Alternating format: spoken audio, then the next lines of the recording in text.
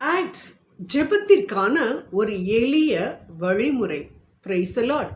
இயேசு கிறிஸ்துவில் எனக்கு அன்பானவர்களே, சாலமோன் அரசரிடம் ஆண்டவர் உனக்கு என்ன வேண்டும் அதை என்னிடம் கேள் என்று கேட்கிறார். அப்பொழுது சாலமோன் அரசர், ஆண்டவரே, ஞான இருதயத்தை மட்டும் எனக்கு கொடும் என்று அவர் கேட்டாராம்.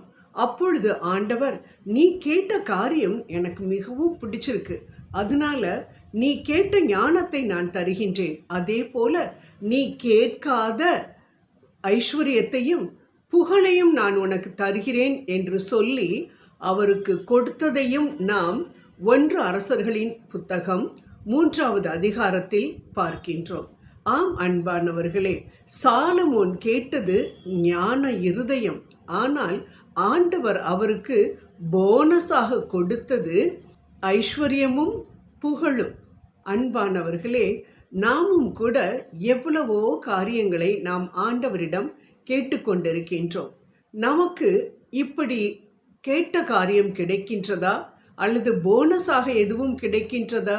யோசித்து பார்த்தோம் என்றால் அநேக நேரம் இல்லை என்று தான் நாம் சொல்ல முடியும். ஏன் என்றால், ஒன்று ஆண்டவருக்கு அது சித்தம் இல்லாமல் இருக்கலாம், அல்லது பெரும்பாலுமாக அது ஆண்டவருக்கு பிடித்த விதத்தில் நாம் கேட்காத காரியமாக இருக்கலாம். ஆண்டவருக்கு பிடித்ததாக இருந்தது என்றால் ஆண்டவர் சாலமோனுக்கு கொடுத்தது போல நாம் கேட்டதையும் கொடுப்பார், கேட்காத காரியங்களையும் கொடுப்பார். அப்படி என்றால் ஆண்டவருக்கு பிடித்தமான காரியம்தான் என்ன, எப்படிதான் ஜெபிப்பது என்று நாம் விவிலியத்தை ஆராய்ந்து பார்த்தோம் என்றால் நமது ஜெபத்தில் 4 காரியங்கள் காணப்பட வேண்டும் என்று அநேக இடங்களில் மிகவும் தெளிவாக சொல்லப்பட்டிருக்கிறது. என்ன காரியங்கள்? அவை எளிதாக புரிந்து கொள்ளும் விதத்தில் ஆக்ட்ஸ் ACTS, அதாவது A என்றால் அடரேஷன், துதிப்பது. C என்றால் கன்ஃபெஷன், பாவ அறிக்கை செய்வது. T என்றால் தேங்க்ஸ் கிவிங், அதாவது நன்றி அறிதல். S என்றால் சப்ளிகேஷன், அதாவது வேண்டுதல் என்று அர்த்தம். நமது ஜெபத்தில் இந்த 4 பகுதிகளும் காணப்பட வேண்டும். அப்படி என்றால் அது ஆண்டவருக்கு பிடித்தமான ஜெபம்.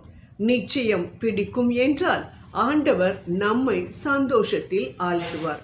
அன்பானவர்களே, இயேசுவே சொல்லி இருக்கின்றார் மத்தேயு 6:9, விண்ணக தந்தையே, உமது பெயர் தூயது என போற்ற பெறுவதாக என்று கர்த்தர் கற்பித்த ஜெபத்தில் சொல்வதை நாம் பார்க்கின்றோம். அதாவது நீங்கள் ஜெபிக்க ஆரம்பித்த உடனேயே முதலில் நீங்கள் ஆண்டவருக்கு துதியை செலுத்துங்கள் என்று ஆண்டவர் இயேசு நம்மிடம் கூறுகின்றார். அன்பானவர்களே, நமது ஜெபத்தை இந்த ஆக்ட்ஸ் என்ற அந்த வெளிச்சத்தில் நாம் ஆராய்ந்து பார்ப்போமே. நாம் ஜெபிக்க உட்காரும் பொழுது நாம் ஆண்டவரை துதிக்கின்றோமா, அதிகமாக துதிக்கின்றோமா, அல்லது நமது விண்ணப்பத்தை மட்டுமே நாம் ஏறெடுத்து கொண்டிருக்கின்றோமா என்று பார்த்தோம் என்றால் நமக்கு நன்றாகவே புரியும் ஏன் நமது ஜெபத்திற்கு பதில் கிடைக்கவில்லை என்று. ஆம், துதிக்க வேண்டும். துதியோடு நாம் ஆண்டவருடைய வாசலில் நுழைவோம். அன்பானவர்களே, அடுத்த காரியமாக சொல்லப்பட்டிருக்கிறது, பாவ அறிக்கை செய்து நாம் ஆண்டவரிடம் மன்னிப்பை கோர வேண்டும். என்ன பாவங்கள் செய்தோமோ அனைத்து பாவங்களையும் ஆண்டவரிடம் நாம் கொடுத்துவிட்டு, ஆண்டவரே, நீ உமது பரிசுத்த இரத்தத்தினால் நீர் கழுவும் என்று சொல்லும் பொழுது ஆண்டவர் 1 யோவான் 9:9 சொல்லி இருக்கிற பிரகாரம் அவர் நமது பாவத்தை மன்னிப்பதற்கு உண்மையுள்ளவராக இருக்கின்றார். 3வது காரியம், நாம் ஆண்டவருக்கு நன்றி சொல்ல வேண்டும். ஆம், திருப்பாடல் சங்கீதம் 107:1 படி, ஆண்டவர் நல்லவராக இருக்கின்றபடியினால், நமக்கு நன்மைகள் செய்கின்றபடியினால் நாம் ஆண்டவர் நன்றி கூற வேண்டும். எனக்கு செய்த எல்லா நன்மைகளுக்காகவும் நான் உமக்கு நன்றியை கூறுகிறேன் அப்பா என்று நாம் நன்றி கூறுகின்றோமா? கடைசி விண்ணப்பம் எப்படிப்பட்ட விண்ணப்பமாக இருக்க வேண்டுமாம்? 1 தீமோத்தேயு 2:1 மற்றும் 2 புனித பவுல் சொல்கின்றார், நீங்கள் எல்லோருக்காகவும் ஜெபியுங்கள், உங்கள் நாட்டு தலைவர்களுக்காகவும் அதிகாரம் உள்ளவர்களுக்காகவும் ஜெபியுங்கள் என்று.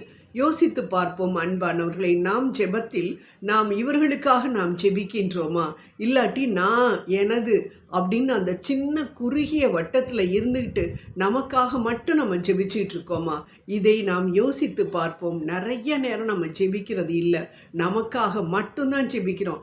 நான் என் பிள்ளைங்களுக்கு நல்ல வேலை கிடைக்கணும், என் பிள்ளைங்க படிக்கணும், என் பிள்ளைங்க நான் இப்படி தான் நம்ம ஜெபிச்சிட்டு இருக்கோமே தவிர மற்றவர்களுக்காக ஜெபிப்பதில் நாம் அக்கறை காண்பிப்பதே இல்லை. ஆனால் அதுக்காக கேட்காம இருக்க முடியுமா? நம்ம நிச்சயமா நம்மளுடைய தேவைகளை ஆண்டவரிடம் கேட்க வேண்டும், மத்தேயு 7:7 பிரகாரம். ஆனால் என்ன சொல்லணும் தெரியுமா? மத்தேயு 26:39 ஆண்டவர் இயேசு ஜெபித்தாரே, அப்பா இதோ எனது சித்தத்தின் படியல்ல உமது சித்தத்தின் படியே என்று. அதை போல நாமும் ஜெபிப்போம்.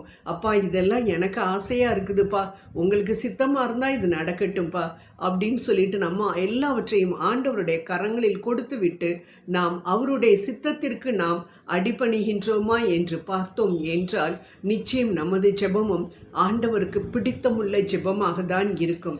எனவே இப்படிப்பட்ட ACTS இந்த 4 காரியங்களும் நமது ஜெபத்தில் இருக்கும்படியாக நாம் ஜெபிப்போம், வெற்றி பெறுவோம். ஆமேன், ஆமேன், ஆமேன்.